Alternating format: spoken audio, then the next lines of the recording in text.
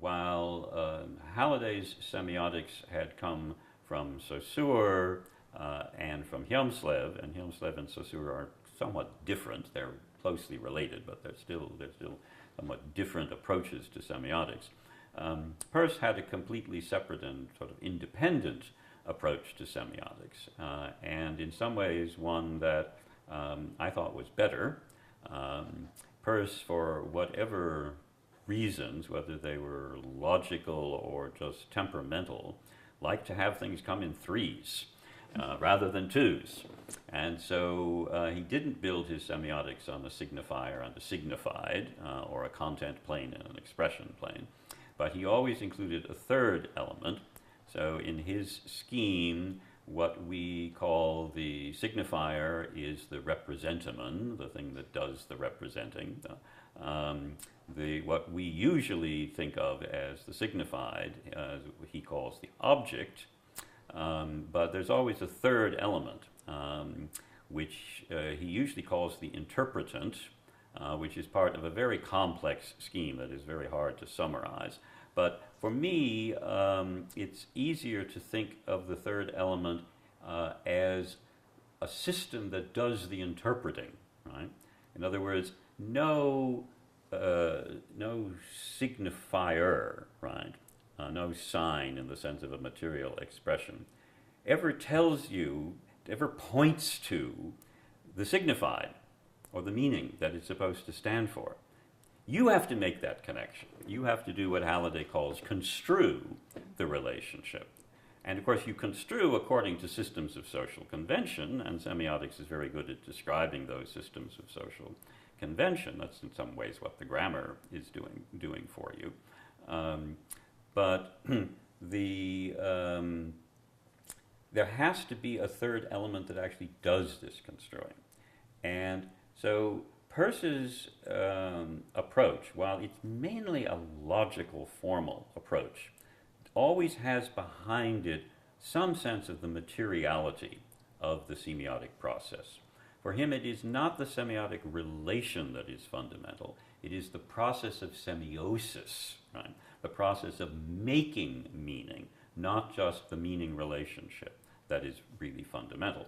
And of course, that fit in very well with my own perspective, again, coming from physics and from a notion that, if semiotics takes place, if meaning making takes place, it takes place because material, beings are engaged in material processes and are doing things that make the meaning happen, that establish or construe the meaning relationship.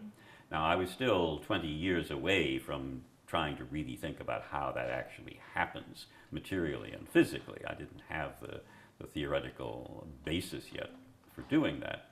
But I certainly understood from a very early point that this Peircean perspective had an advantage over the Saussurean one.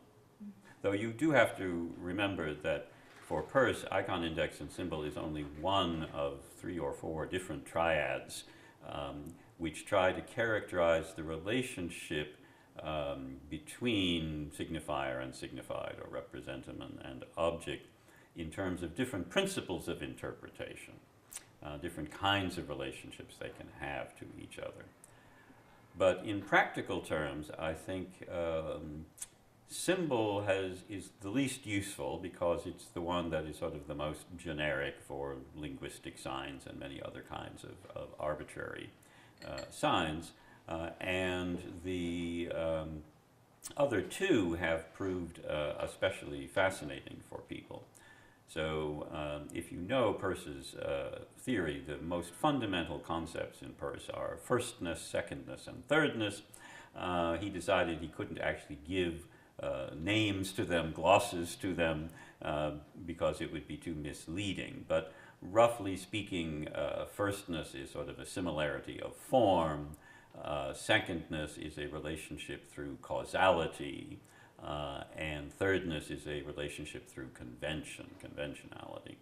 So in the simplest way of applying that to signifier and signified, when you have a similarity of form, as you might have between the map of Norway and the country of Norway in some very indirect way, This is iconicity, and people wonder in case of, say, onomatopoetic words about iconicity, and people believe that a lot of visual representation is more iconic than linguistic representation usually is, and so forth.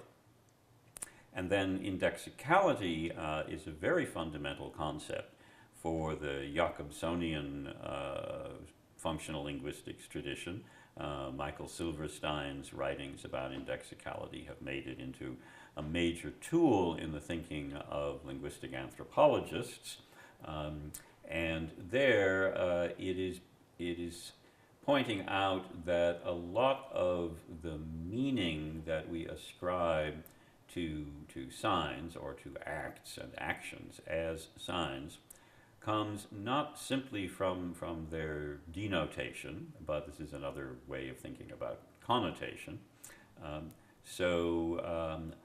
I may be talking about icons, indexes, and symbols, but I'm talking about it in English, and that tells you something about me, and I'm talking about it in American English, and that says something about me. You may hear a certain throatiness in my voice because I've been talking a lot, and that tells you something about me. So as a system of interpreting from your point of view, there are many layers of meaning in the words that I say, which have some kind of a physical or causal relationship to me as the speaker, and you can take that even further, not just to me as the speaker, but to the culture from which I'm speaking, the historical period in which I'm speaking, Foucault's episteme, the set of conventions about what it's possible to say at this time in history about subjects like icons, indexes, and symbols. So indexical meaning is a very powerful tool in that way.